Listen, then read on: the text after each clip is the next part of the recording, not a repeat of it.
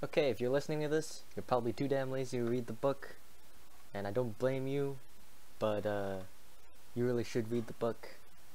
But this is chapter 21 for WAP, for whoever feels like listening to it.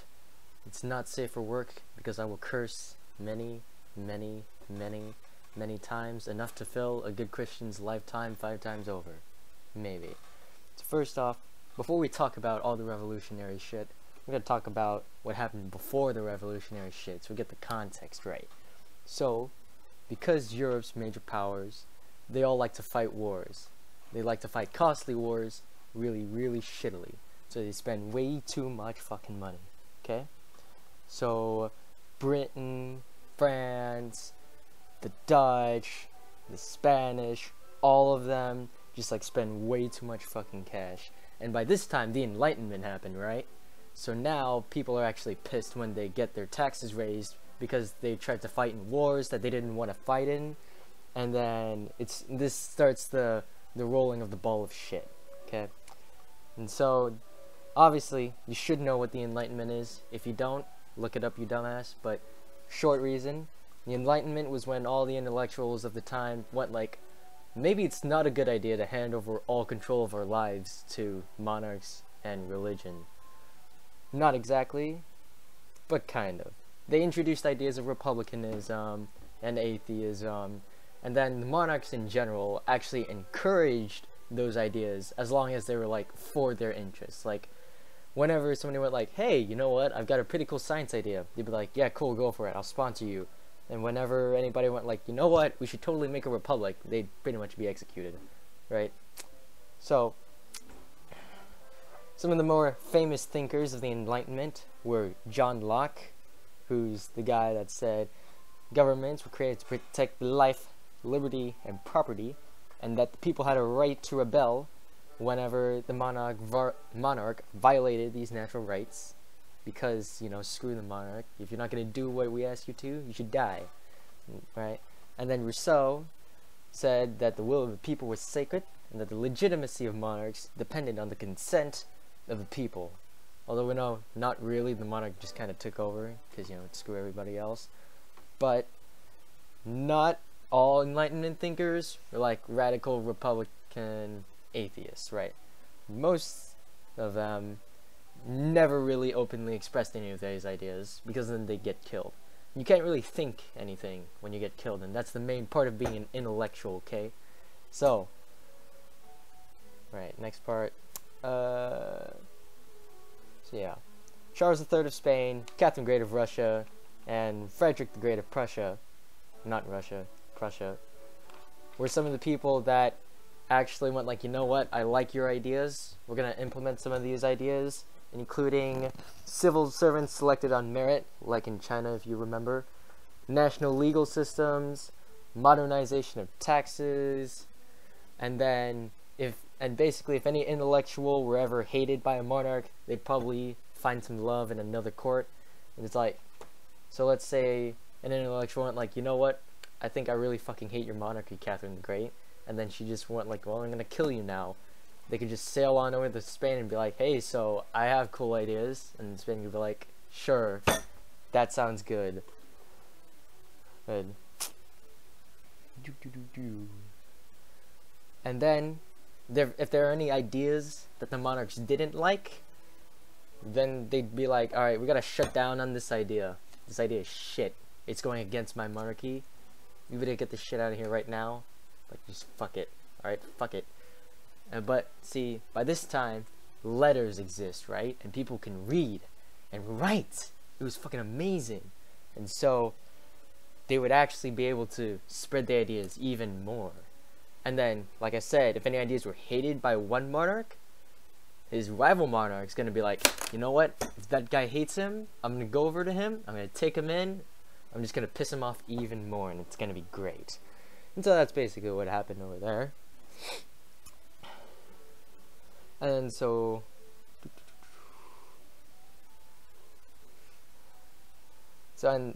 with the Enlightenment, it was spread out pretty much everywhere. There was the Western world, basically Europe plus America, because America had the amazing the absolute dank meme lord, Benjamin Franklin, okay?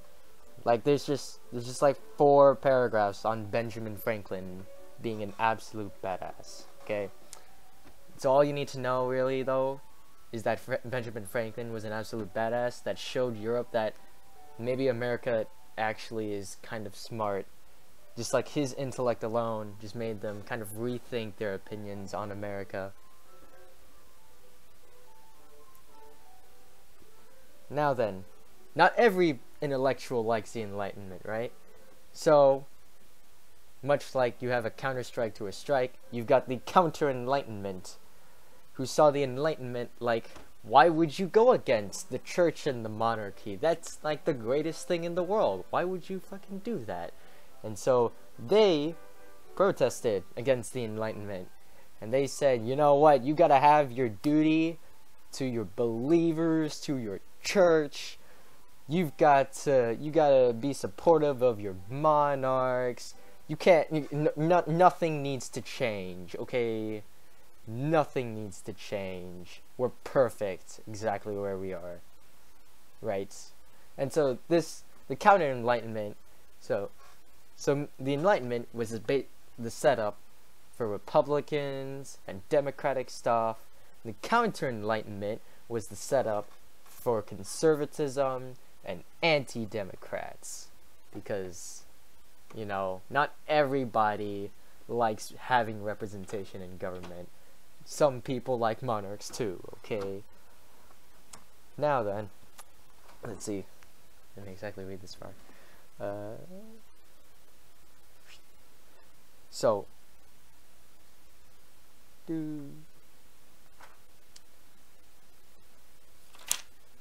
should probably read this before actually trying to do this. But, so monarchs then, sometimes later, in this time period of the 18th century, they might go and be like, you know what, I'm gonna reform all of these things, because I'm the monarch and I have absolute power, ha ha ha. And then the people would be like, you know what, no, fuck you, man. Fuck you. They'd attack royal officials, they do tax protests, they do bread riots. I don't know what a bread riot is off the top of my head, I don't want to look it up. I don't know, maybe just like throw bread at somebody. It beats me, man. And then like in Spanish colonies, you got protesting mobs going like, long live the king, death to bad government, because, you know, they like the monarch. They don't like anybody that isn't the monarch, right? So the people might not protest against like the monarch themselves per se. They're gonna protest against the government that's treating them like shit. Now, and also, Enlightenment thinkers thought, you know what? I don't like this cockfighting and drinking and gambling and getting absolutely smashed. That's corrupt and decadent. It's straight up quote from the book. It's corrupt and decadent. That should not happen. And then people were just kind of like, fuck no, dude, this is fun, right? I like getting smashed and gambling, okay? And so, now then, so like, things didn't exactly change whenever there was an opinion. Like, the Republican ideas were around for like basically 100 years before the revolution, but these protests and these ideas really gained the traction whenever most of the people went like, I actually like this, okay? And so that's when the American Revolution happened.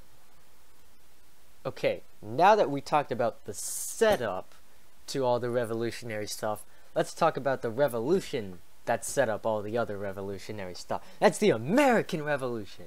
Yeah, America, motherfucker. Alright? So, now we gotta talk about the setup to that revolution that happened directly in America. A lot of setup. A lot of payoff. We're in America. That's the payoff, okay? So, after we beat up the French in the French and Indian War, also known as the 7 Years' War, because we're in a world history class, we gotta call it the 7 Years' War, okay? So they got British government, they had some problems. Okay, so they couldn't pay the rent to the Amerindians for their forts on the frontier, and they couldn't pay them as much for the furs. They kind of went like, you know what, dude, I'm broke, and I can't pay you anything for these furs. And the Amerindians are like, bullshit, I'm just gonna get more furs. And so the Amerindians were just killing more stuff to get more furs, to try to sell more stuff so they could get lots and lots of money. And then the American settlers went like, you know what, I want to expand. I've got plenty of land over here, but we need more land, god damn it. And so they start trickling into the American Indian land, and then the British are like, oh no, this is bad, because the Pontiac, Ottawa chief, he made an alliance with all these native peoples, and then started fighting back against the British really hard, and then they got defeated in a year. But it was a bad situation all around. So the British panicked. They hit buttons everywhere, and that came up with the Proclamation of 1763, which put the western limit for settlement for the American citizens. And then the American settlers are like, but why the fuck though? And then the American Indians like, they're still coming over though, what the fuck? And so basically nothing happened, and everybody was pissed the fuck off. And then in 1774, the British tried to slow their movement again by annexing the Western Territories in the province of Quebec. I don't know, it doesn't really say anything about that, the effect of that. It just says this provoked bitter resentment in the colonies. Not quite sure how. I should probably get more sleep. But you know what? They're pissed off. That's all we need to know.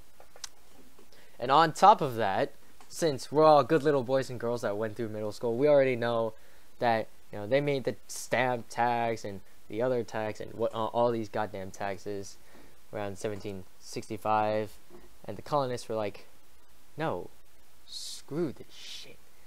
Okay, so they start protesting some stuff, and then critics using some fiery political language identifying Britain's rulers as parricides and tyrants, and then all the women organized boycotts on British goods, and then the colonial women were like, yeah, we're gonna make all the clothing now, you can take your cotton and fuck off, alright? And so all this protesting and stuff forced the British to repeal the Stamp Act, and then they went like, well, if we can't tax stamps, we'll tax something else. And so they taxed something else, not mentioned in the book, don't feel like looking it up. And so Parliament also sent some British troops to go over there and shoot some people, or point guns at people. And then I just want to read this because this seems rather interesting. So one indignant woman expressed her anger at a British officer. The most ignorant peasant knows that no man has the right to take their money without their consent. The supposition is ridiculous and absurd, as none but highwaymen and robbers attempt it. Can you, my friend, reconcile it with your own good sense that a body of men in Great Britain, who have little intercourse with America, shall invest themselves with a power to command our lives and properties? I have no idea how the fuck they got that quote.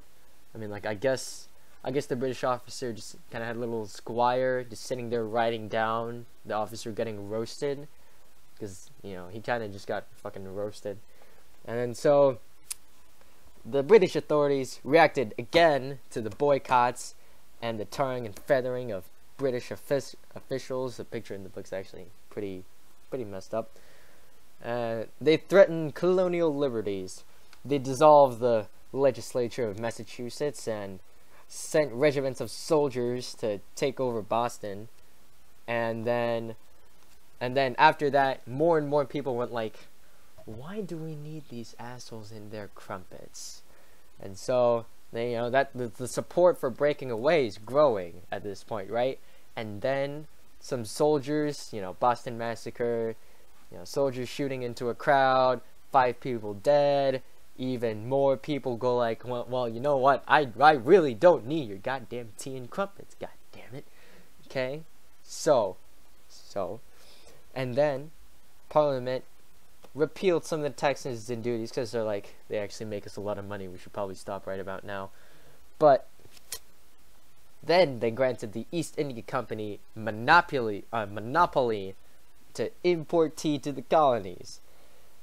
And then the colonies were like, what the hell? I like tea from other places. Why would you do this to me? You're such a dick. And so they, you know, at this point, they start dumping the tea out because, you know, screw that. And then Britain appoints a guy named Thomas Gage as the governor of Massachusetts. And then, wait a moment. And then basically now, like, the colonies are like pissed. Like, really pissed. Like, let's get out the guns and cannons and shoot shit. Pissed, okay? So now we're going to talk about the course of the revolution, which before has taken up entire chapters and books, and here it will take up a page and an eighth, basically. So, you know, but we all kind of know the story at this point, right? George Washington, cool commander, kicks butt, and then Thomas Paine wrote the common sense thing that made even more people go like, you know what, really, it's common sense. We gotta just stop eating tea and crumpets and break away, man. We gotta stop this. This is stupid. And then Congress, the first Congress, approved the Declaration of Independence with the most enduring statement of the Revolutionary era's ideology. We hold these truths to be self-evident, that all men are created equal, that they are endowed by their Creator with certain unalienable rights, and among these are life, liberty, and the pursuit of happiness, and that to secure these rights, governments are instituted among men, deriving their just powers from the consent of the governed. And then, basically, all the revolutions after this one looked at that document. They looked hard and went like, holy shit, man. That is the basis. Like programmers and coders, they steal code from places that have already done the code because they're lazy and don't want to figure out how to do the code. This was the base code that all the coders of the revolution stole off of, man. This was the basis. This was where the French Revolution would get their stuff, and all the other colonies would get their stuff later, because this was somebody made up the document. And it's now it's easier because now you don't have to really write your own document. You just paraphrase this, you're done. It's how you write essays. You're done. That's it, right? So after that, Great Britain went like, well then, no, and they sent a bunch of troops, 50,000 troops and 30,000 Hessians, German mercenaries if you forgot.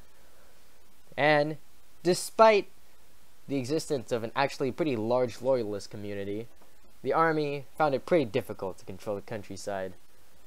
And so, at the beginning, Britain won most of the battles, but Washington slowly built up a good army and civilian support networks. And then, basically, after a while, Britain, you know, got their butts kicked. We all know this. If you really need to know more, just look at the map. Look up a YouTube video.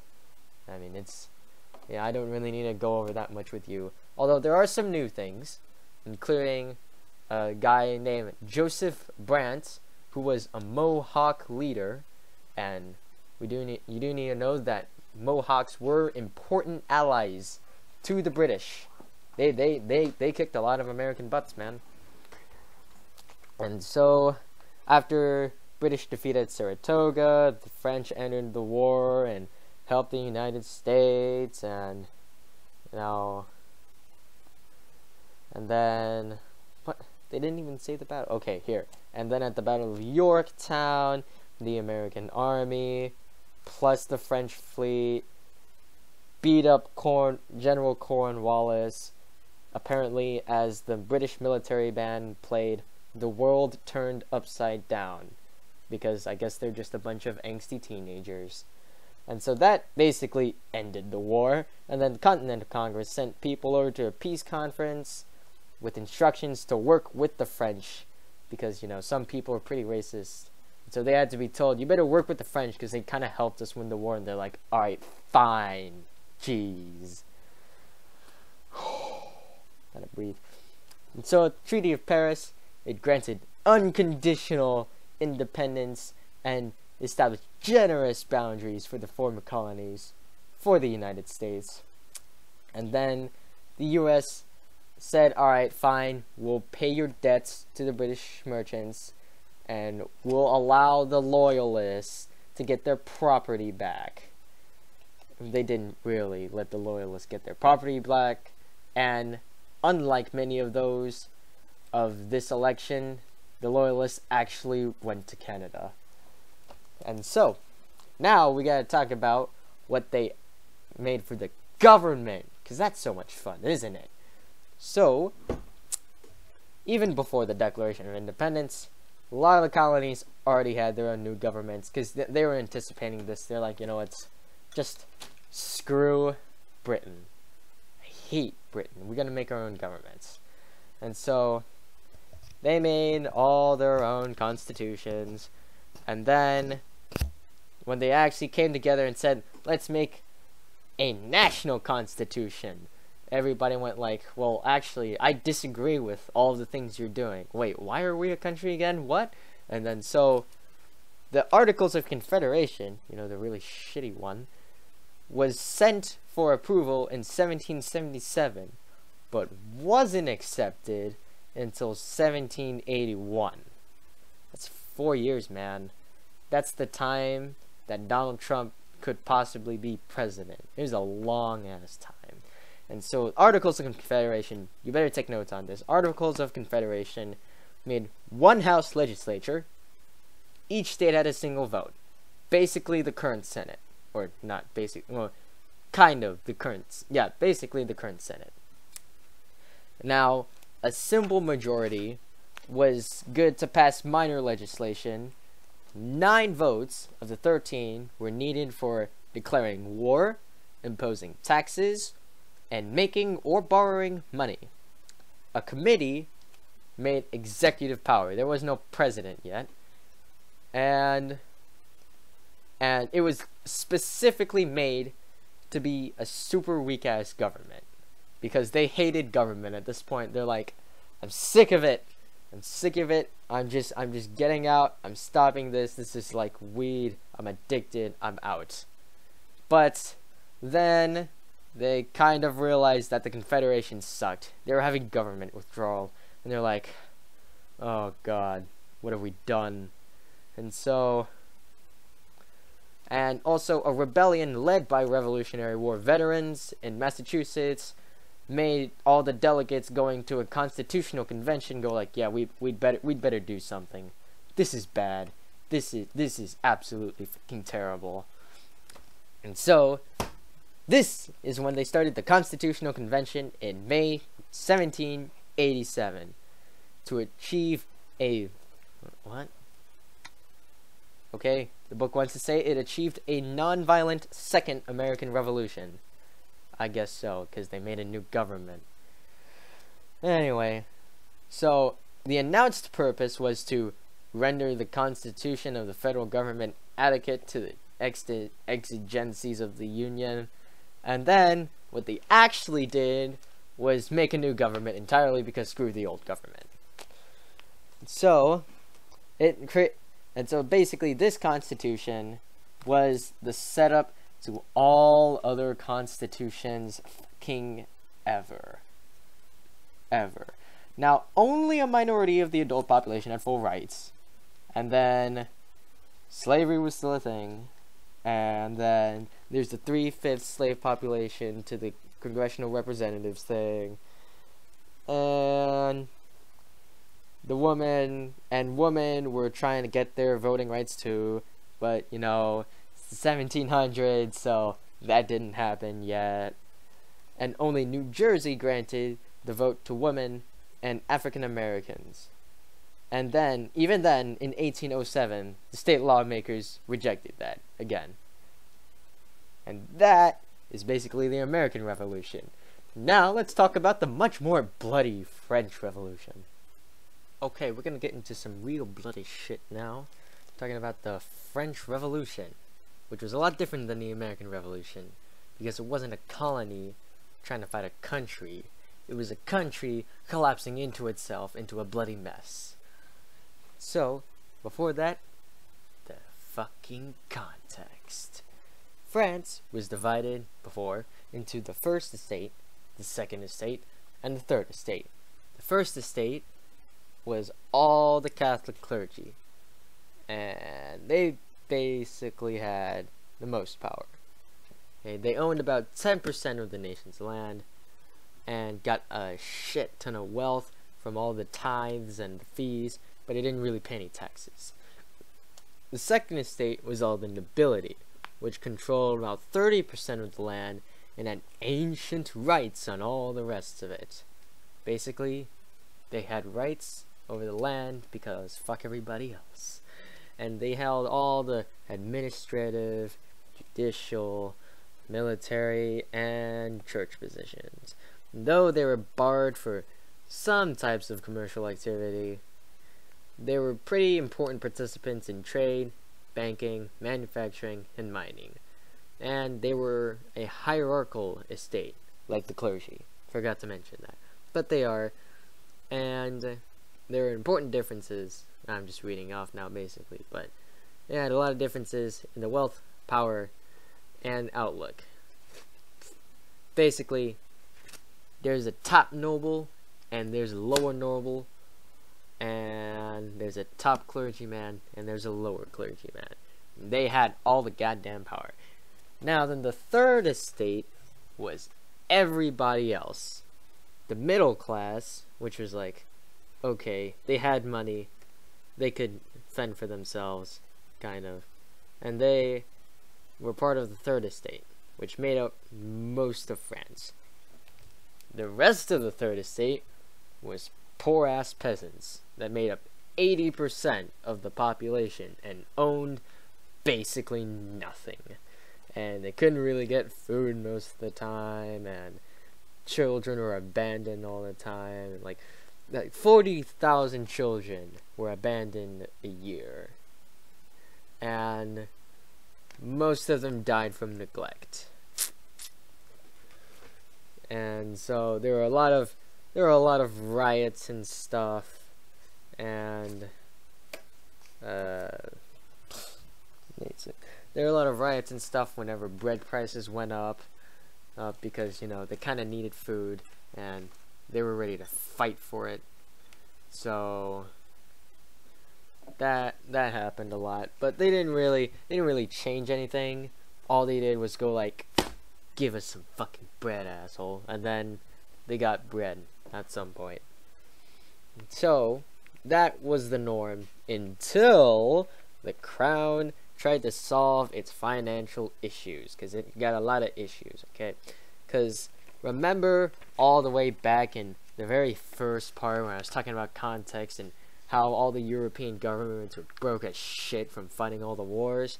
Well, France was one of those countries that was broke as shit.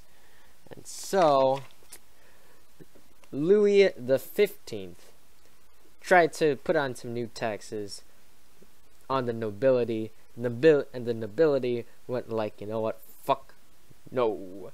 And then even more debt from the 7 Years' War made the king go like, okay, please let me implement these fiscal measures. And then all the other guys went like, fuck no. And so then when a different guy named Louis the 16th got the throne, he was basically deep in shit. Plus all the courts were like, go fuck yourself.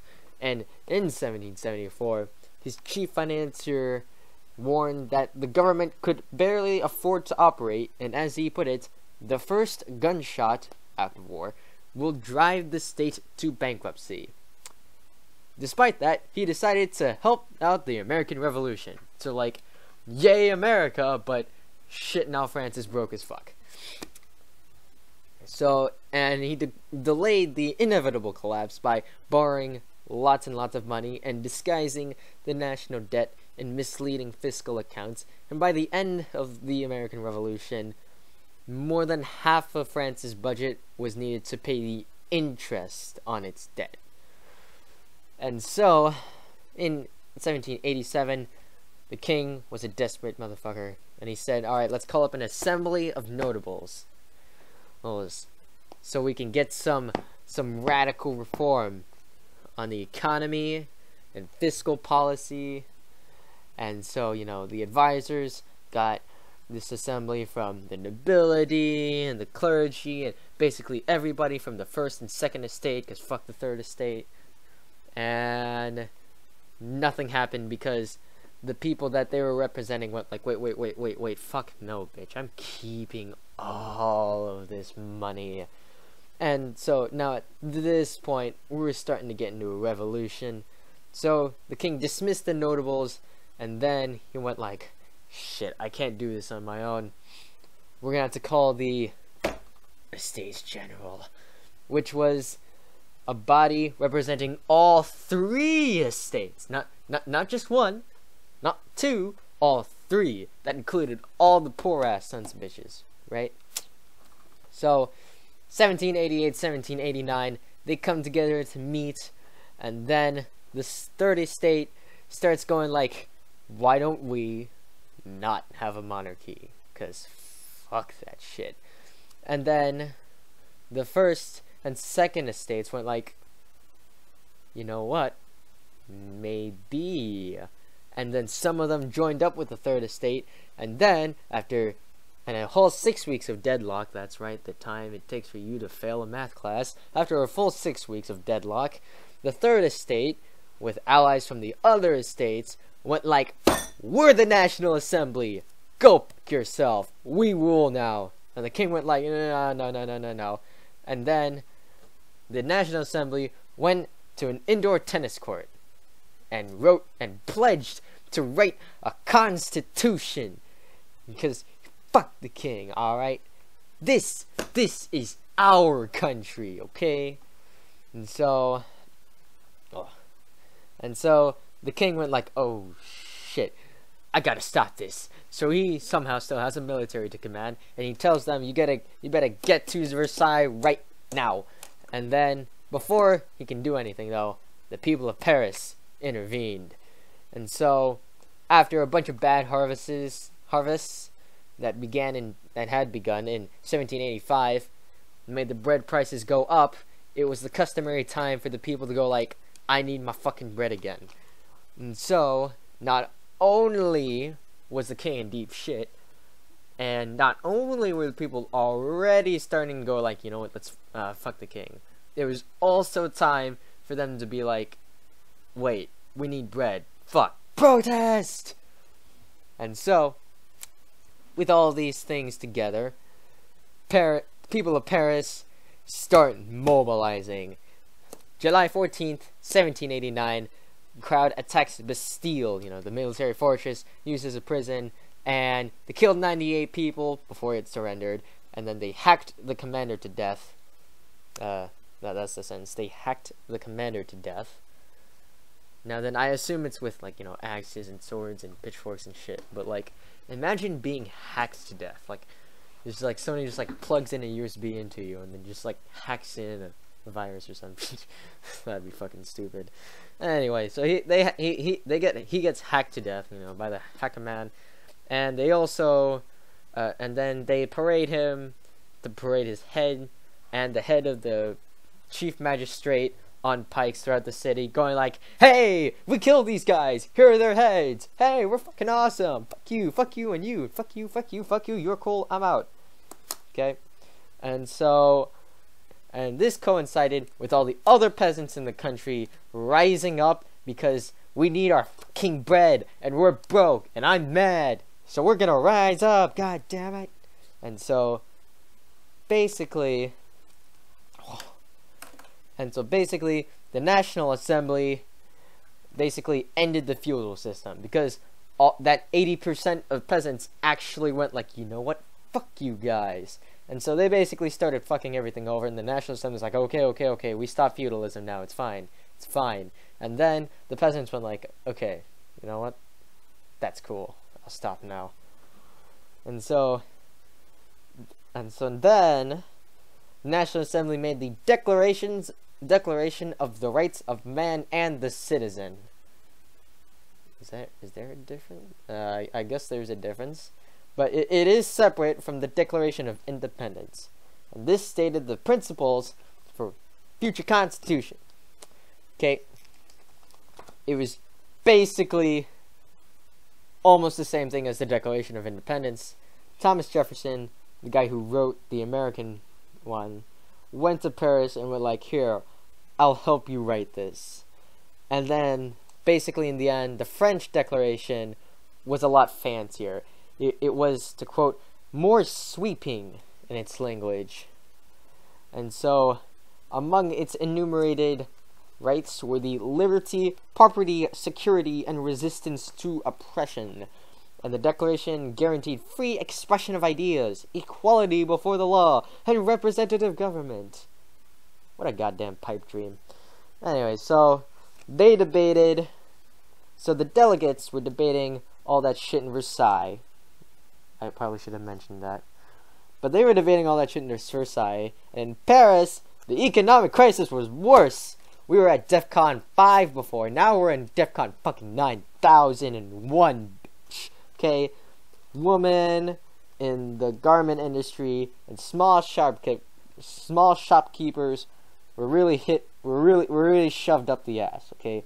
Because they had to pay high food prices to feed their family, and they were getting fucking pissed. So on October 5th, thousands of women, no men, they were too goddamn lazy, okay? They marched 12 miles to Versailles. They forced their way into the National Assembly. Somebody probably got killed by getting trampled over. They forced their way in there and went, and they demanded action. And the quote here, I don't know how they get the quote. The quote here is, "The point is, we want bread," they shouted. Probably repeatedly. Like, the point is, we want bread, motherfuckers. We want fucking bread. Probably without the F word. I don't think that was invented back then. But point is, they wanted bread. They wanted it bad. They were hungry as hell. So they entered the royal apartments. They killed the king's guards, and then they forced the royal family to relocate to Paris. And they found Queen Marie Antoinette, and they hated her because she was the symbol of extravagance and bitchiness. She was the one, I think, that was like, let them eat cake. And so they were really pissed. Alright? At this point, they're like, go fuck yourself. And so, at first, most of the... Oh, wait, skipped over something. Okay, so, with the Paris crowd basically kicking the king's ass, the National Assembly made a radically restructured French society and passed a new constitution that limited monarchical power, abolished the nobility as a hereditary class, destroyed monopolies and trade barriers, and then they renamed themselves the Legislative Assembly and took on the church, seizing its lands, mandating election of priests, putting them on a public payroll. God, they're put in the public sector now, and they forced the priests to take a loyalty oath. But a lot of Catholics started joining the growing counter-revolutionary movement. Because, you know, they like the church, man. You don't just attack the church. So at first, a lot of European monarchs are like, ha! France is getting its ass kicked by itself. That's great.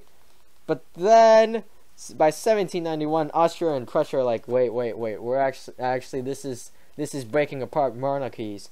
We like monarchies. We gotta stop this. So, and then the Legislative Assembly went like, we declare war. And then it's like the Civ 5 thing, and then the portrait comes up and is like, you will regret this. And then, so at first, the war went shit for the French. But then people across France went like, I am a Frenchman and a patriot, and I'm gonna kill you. And then they started kicking ass by forming huge volunteer armies and taking all and mobilizing their resources to kill shit. Okay. Now then, the Terror. This subtitle literally just reads The Terror, 1793-94. Anyway, so this is the most radical phase. The king and queen lose all of their support by trying to leave Paris. The crowd invades his palace, and then they force him to get protection from the Legislative Assembly, who imprisoned him. And so,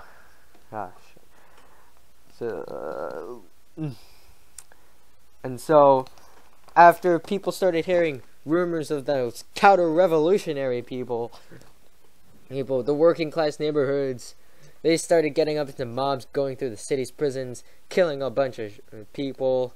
And then the National Convention, which is the executive and legislative body. Oh, I missed that.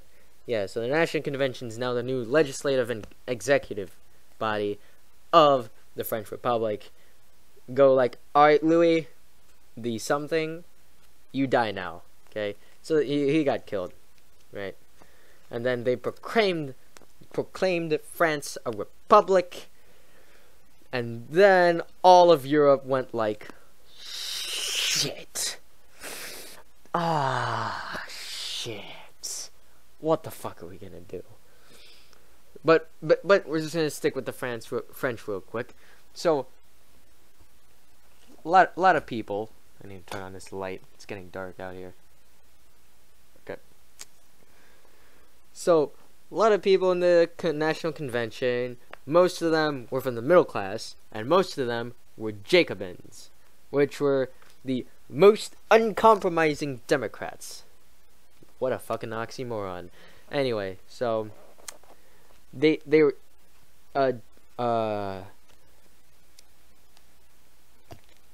so a lot of political differences separated the Girondists, which were moderate, and the Mountain, which were the radicals.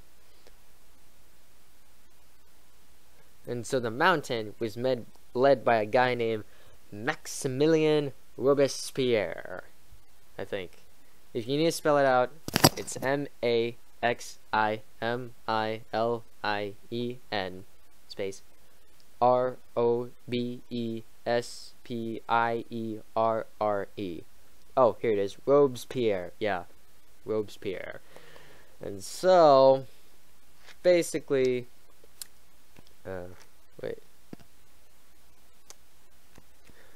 basically, Robespierre, I'm just gonna call him Robes P.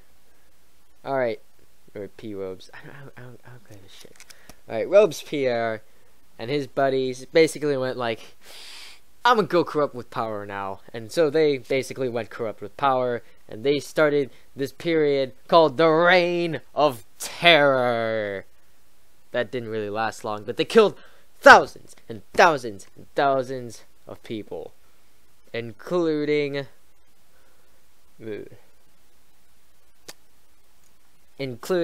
all the feminist forces and all the other forces and just random ass people, because they were killing everything and everyone. All right, killing everything that they possibly could. And so at some point after 1794, a bunch of people got together, made a new government, and killed Robespierre. Okay, and so the convention, it's just called the convention. I didn't see where this changed, but the convention basically said, "Yeah, go fuck yourself." And then they went to the working class, which they were just fighting for, and went like, "You go fuck yourself too. We're gonna give power to the church again." And then the Directory, as it's now called, yeah, it changed from the National Convention to the French Directory. Okay, the Directory basically went like, you know what? Fuck all this Republican shit.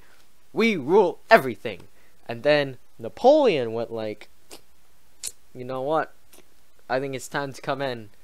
And then he seized control with a military intervention and was the first popular dictator. Okay?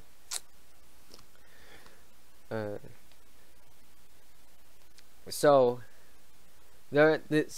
in regards to representation, because this is where the book digresses a little bit, the American Revolution said that the best way to express popular will was the expansion of the right to vote and the creation of representative institutions.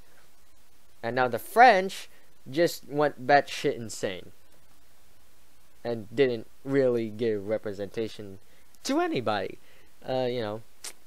Just they had interventions by people on the floor and the presence of people at executions and tribunals and expansions of military service, and that this temporarily satisfied the French people's desire for bloodlust, not really, desire to influence the government. And Napoleon went like, you know what, let's tune that down a little bit. And then he succeeded even through that, because his military rep was fucking insane, dude. Okay? It was insane. So Napoleon wants to conquer everything. And he almost did. Almost. Then he went to Spain and Portugal, and he failed. Then he went to Russia, and he really, really failed. And then everything just came crashing down. And then he was exiled. And then he came back, and then he was beaten. And then he was finally exiled again to St. Helena. And Napoleon's government included stuff like the Civil Code of 1804, which rewrote French law, and the Napoleonic government denied and restricted stuff like free speech, criticism of the government, and all sorts of other stuff. And also, feminism died. Like, feminism was there at the beginning of the French Revolution, and then it kind of died again. So, doesn't come back for a while. I'm pretty sure we know this. And so, after all that, France is kind of in a weird spot. But, for some reason, it cuts off right after Napoleon got his ass kicked. And apparently, we're coming back to him, or France, later, after we talk about all the other revolutions. Not evolutions, revolutions! Including the Haitian one. Guess what? The second free country was Haiti. Yeah, strange how that works, huh? First it's the United States, bastion of freedom, land of the free, home of the brave, and then it's just Haiti, you know? That's the second free colony. That's the real winner. So, French colony, Saint Domingue. Domingue. Domingue. Weird. It was one of the richest colonies in the Americas, right? And that richness was dependent on brutally enslaving the peoples, right? All the slaves were what made this the richest colony. And so, wait. I actually need to reread this.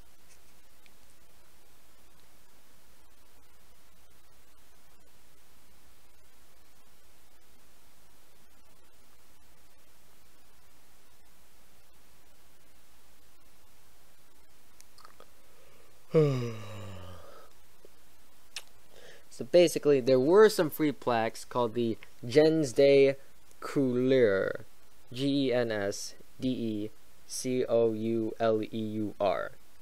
And so when the Estates General meeting, you know, all the way back when the king was still alive, when the news of that came to the colonies, they went like, oh shit, we want to send representatives too. And some of the free black people went like, oh shit, we want to send representatives too. And so they all sent representatives there. And then by 1790s, those rebellious slaves started actually rebelling and like winning. Like, holy shit. And the rebellious slaves got the upper hand with the guy named Francois Dominique Toussaint Louverture. Francois Dominique Toussant Louverture.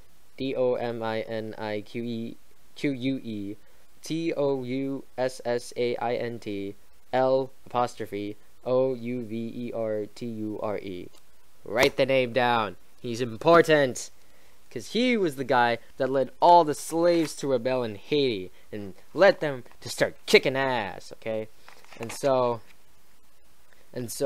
his political power was increased when the National Convention, not the Directory, which came after, and not the National Assembly, which came before, abolished slavery everywhere. And then he swept aside his rivals, defeated the British Expeditionary Force, invaded a Spanish colony of Santo Domingo, and when the Directory came about, they went like, maybe we'll take slavery back. And then Toussaint went like, do you think that men who have been able to enjoy the blessings of liberty will calmly see it snatched away?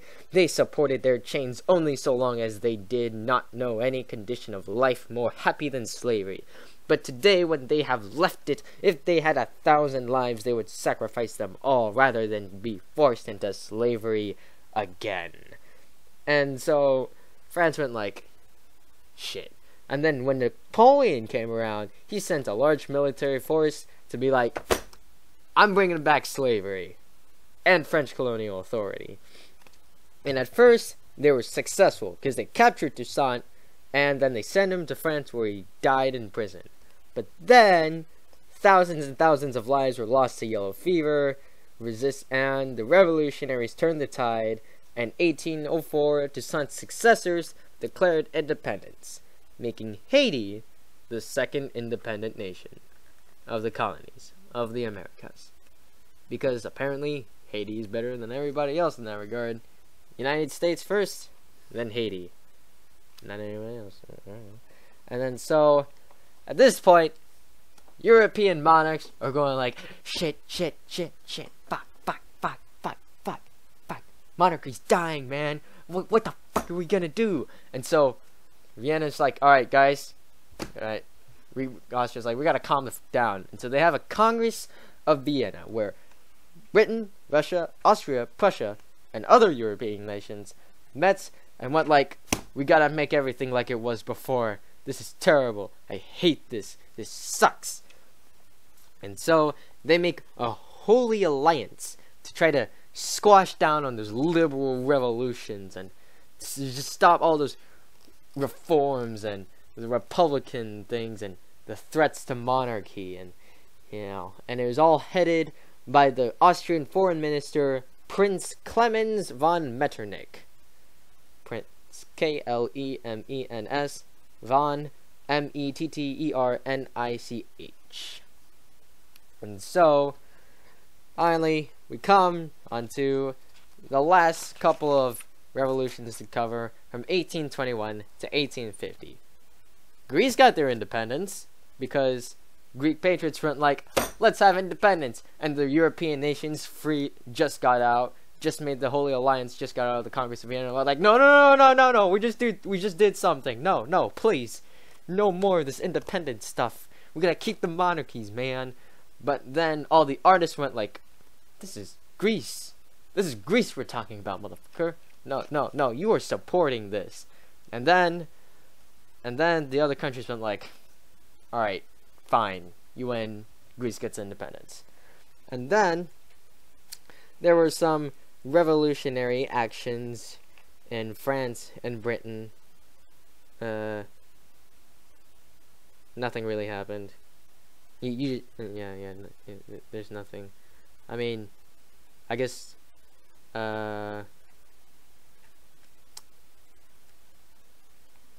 you'll probably hear about the monarchs in lectures in class. But here, fine. So, Louis the 18th, brother of the executed guy, was placed on the throne. Then he ruled as a constitutional monarch. And then the people were like, fine. Then his brother, Charles 10th, said fuck the Constitution, and then he was forced to abdicate. Then Louis Philippe, that's his name, Louis Philippe came in to be the king, and then he accepted the Constitution and extended the voting privileges. This is all in France, in case you didn't realize. And then in Britain, the government had to make the Corn Laws, which limited the importation of foreign grains. And so basically what it meant was more profits for the wealthy landowners, more expensive bread for the poor, and then the poor went like, fuck you. And then the government went like, well, fuck you more. And the poor basically lost.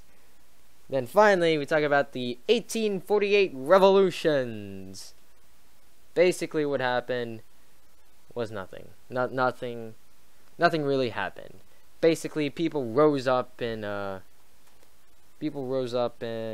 France and Hungary, Italy, and Bohemia, and the Austro-Hungarian Empire.